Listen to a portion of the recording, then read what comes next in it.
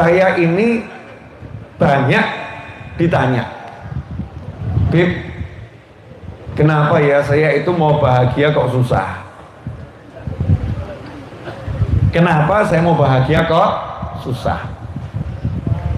Dan orang yang nanya ini beda-beda kasusnya. Beda-beda kasusnya. Ada yang nanya, Bib, kenapa saya mau bahagia kok susah? Saya nanya, kenapa kok nggak bahagia? Jawabannya, suami saya terlampau ganteng, Bib. Suami saya terlampau ganteng, jadi saya susah bahagia. Lu kenapa suamimu terlampau ganteng kok kamu susah bahagia? Iya, Bib, karena banyak wanita cantik yang melirik suami saya. Banyak wanita cantik yang melirik suami saya. Loh, kalau banyak wanita cantik yang melirik suamimu kok kamu jadi susah bahagia, kenapa? Ya, hatiku terbakar oleh api cemburu. Hatiku terbakar oleh api cemburu. Sehingga saya setiap lihat suami saya itu yang kelihatan wanita. Padahal suami saya nggak bersama wanita. Pertanyaan saya, wanita model begini ini termasuk pandai atau agak kurang pandai? Pandai atau agak kurang pandai? Lawang wanita lain, seandainya wanita lain bisa menikmati suaminya dengan melihat, lawang dia itu bisa melihat dan lebih dari itu kok nggak bisa menikmati suaminya. Aneh atau nggak aneh? Aneh atau nggak aneh? Aneh. Jadi sebetulnya gampang kok. Suaminya ganteng, suaminya soleh, suaminya baik, tinggal diapain? Disyukuri. Tinggal disyukuri. Cara mensyukurinya bagaimana? Lihat wajah suaminya. Contoh nih, Habib ganteng, saya istri. Saya nggak akan ngurus perempuan yang lihat beliau. Ngapain mata saya lihat ke wanita yang liatin beliau, sehingga saya nggak bisa lihat beliau. Lebih baik saya sibuk lihat beliau. Masya Allah, ganteng kan begitu. Akhirnya apa? Saya akan bahagia. Begitu saya noleh ke sana, saya akan tersiksa. Noleh ke sini, saya bahagia. Kalau saya pandai, nolehnya ke sana atau ke sini? Ke sini.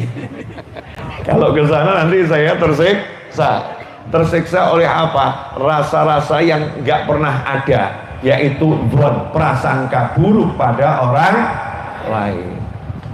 Ada lagi ini contoh, boleh ya, ini contoh-contoh saja dalam kehidupan, biar kalau yang mengalami kasus yang sama nanti bisa belajar dan mudah-mudahan pulang dari sini sembuh penyakitnya, amin. Karena ini penyakit yang mengerikan. Kalau nempel di seseorang maka dia nggak akan bisa bahagia, nggak mungkin bisa. Apa itu? Penyakit iri. Penyakit iri. Iri itu bahasa Indonesia, bahasa Arabnya hasad. Ada lagi hikid, iri, dengki. Iri dan dengki ini karena apa? Karena tidak bisa melihat orang lain punya nikmat. Gak bisa melihat orang lain punya nikmat. Penyakit ini pertama kali yang kena adalah iblis.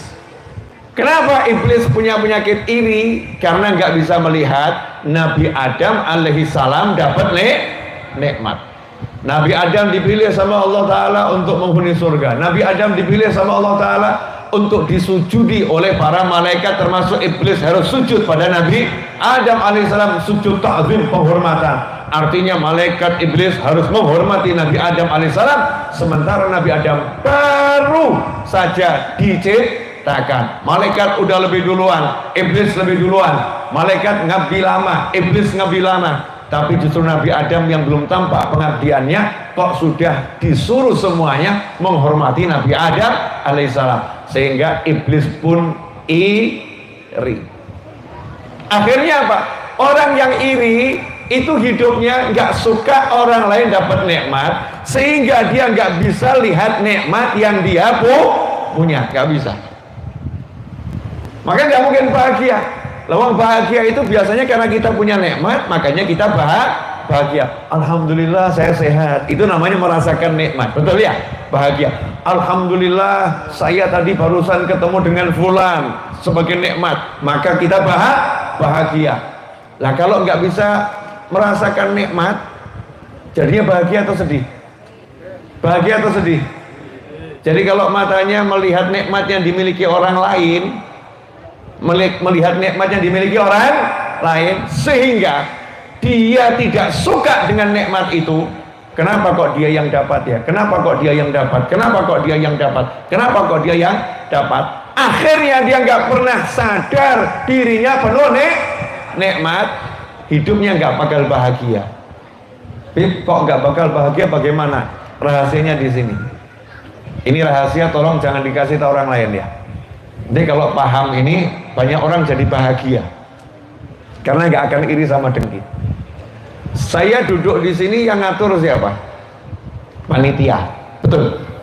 Beliau duduk di sini, yang ngatur siapa? Panitia.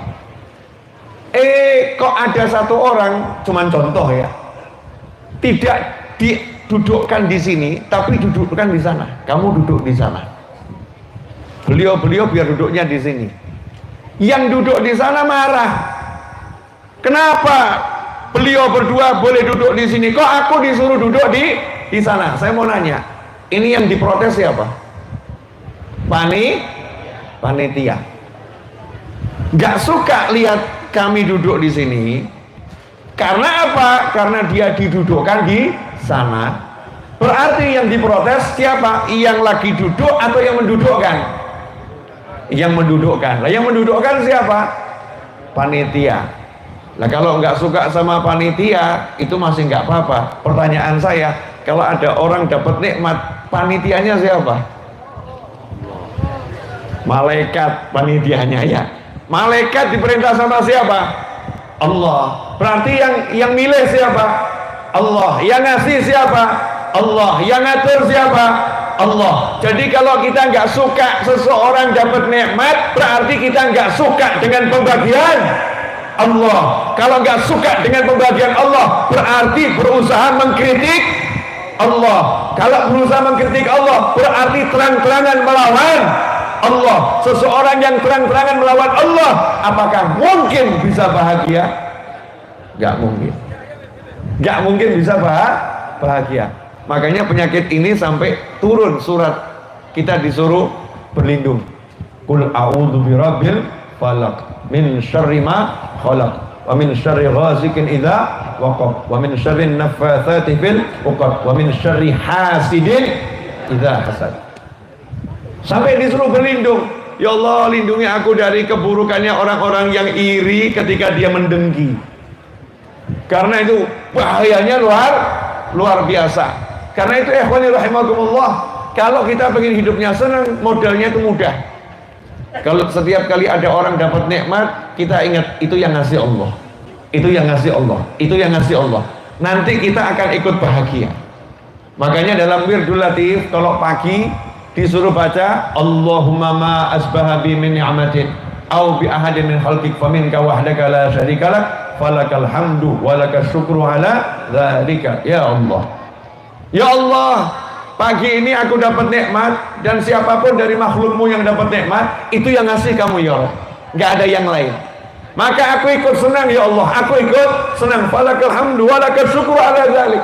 Aku ikut senang dan aku bersyukur Engkau telah memberikan karunia itu kepada makhluk-makhlukmu. Aku ikut senang ya Allah.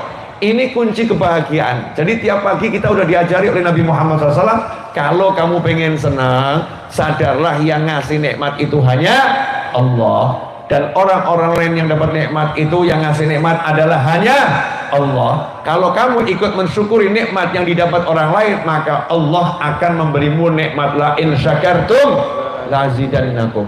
Bayangkan kalau misalnya saya lihat antum dapat nikmat, saya senang. Lihat antum dapat nikmat, saya senang. Lihat antum dapat nikmat, saya senang.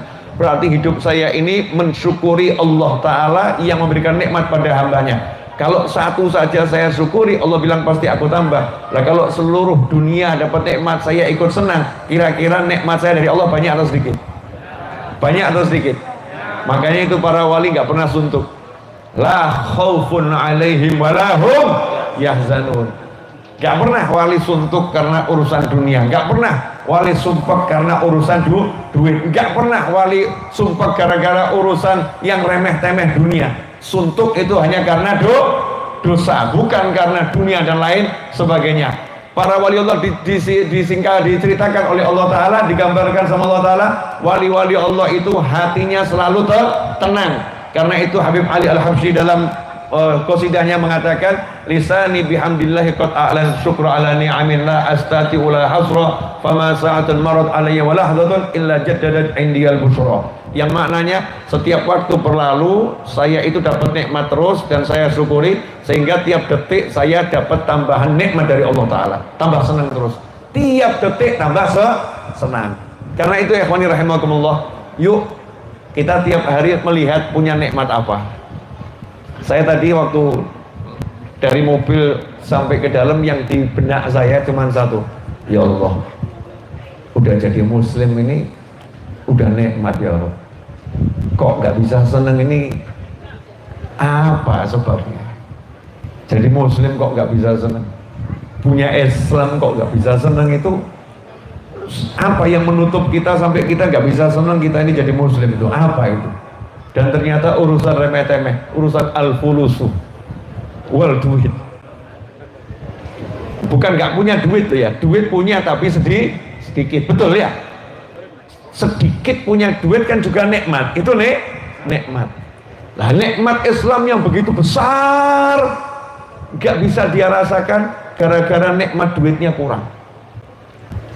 Ini termasuk syukur atau kufur? Syukur atau kufur?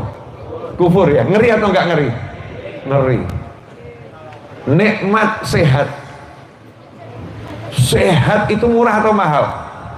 Mahal. Punya duit sedikit, badannya sehat. Karena uangnya sedikit, tidak bisa merasakan sehat itu nikmat. Kenapa? Karena fokusnya pada yang sedikit. Yang dia nggak punya dia lihat, yang dia punya nggak dilihat, makanya nggak mungkin bisa bahagia. Ikhwani rahimakumullah, pemirsa dimanapun antum berada. Karena itu kalau kita pengen senang hidupnya, dan saya jamin ya pemirsa, saya jamin nggak bakal kamu senang kalau hidupmu tidak bisa melihat nikmat yang kamu miliki. Nggak mungkin, nggak bakal antum senang dan nggak bakal saya senang. Gak bakal antum bahagia dan gak bakal saya bahagia kalau hidup kita gak bisa melihat dan merasakan nikmat yang ada dalam diri.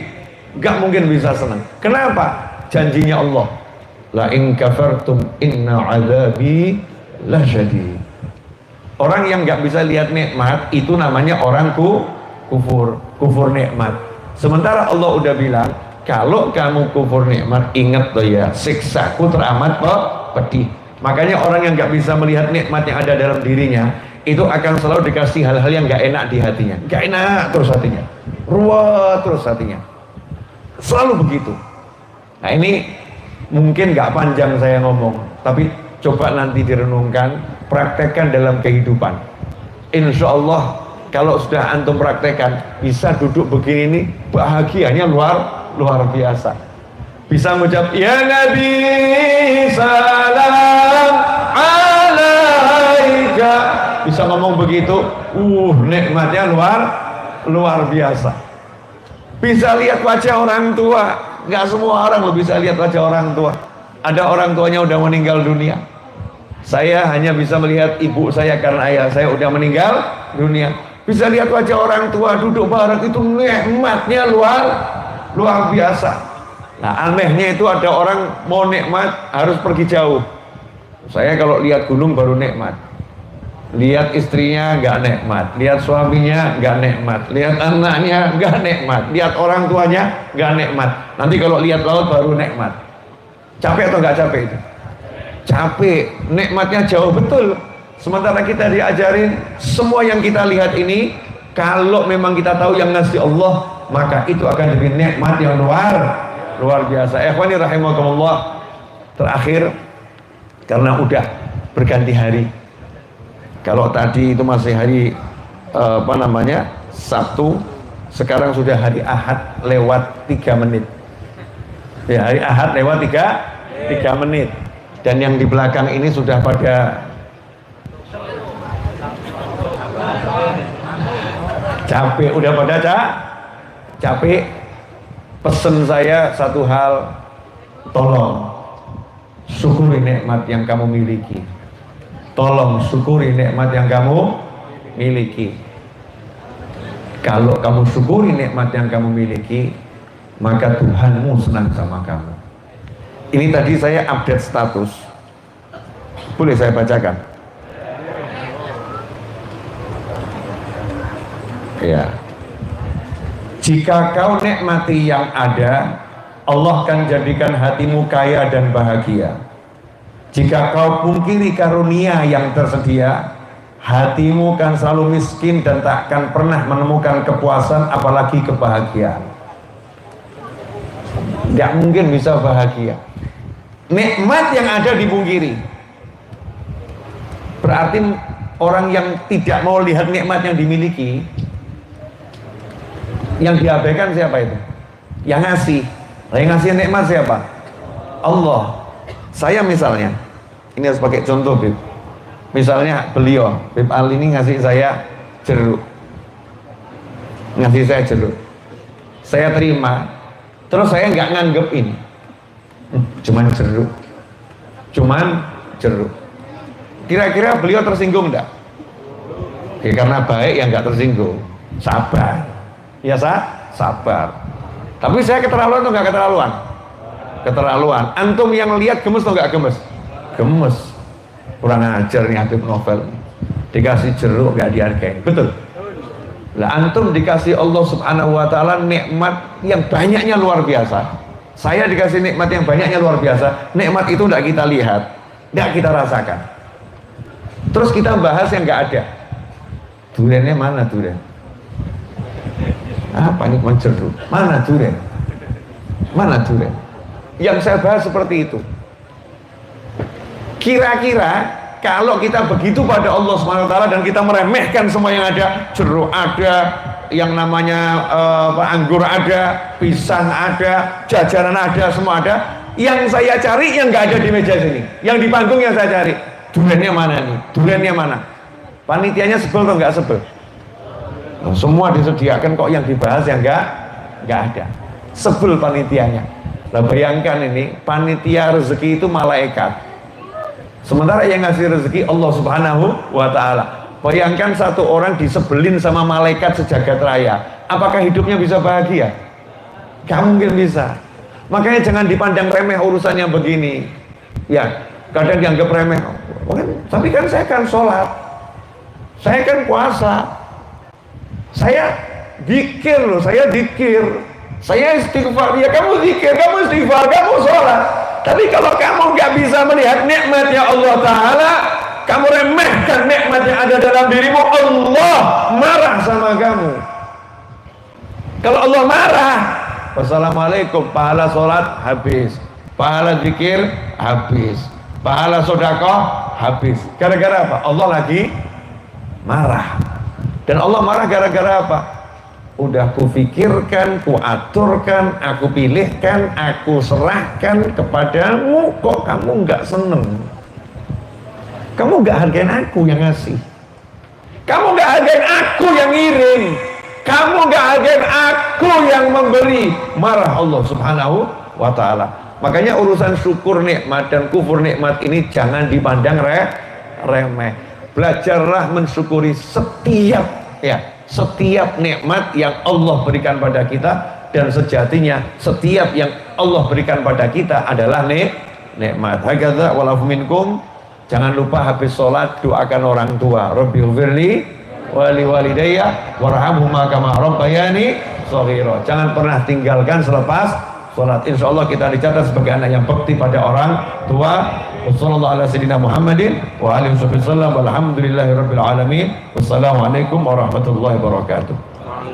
Jazakumullahu khairan. Assalamualaikum warahmatullahi wabarakatuh.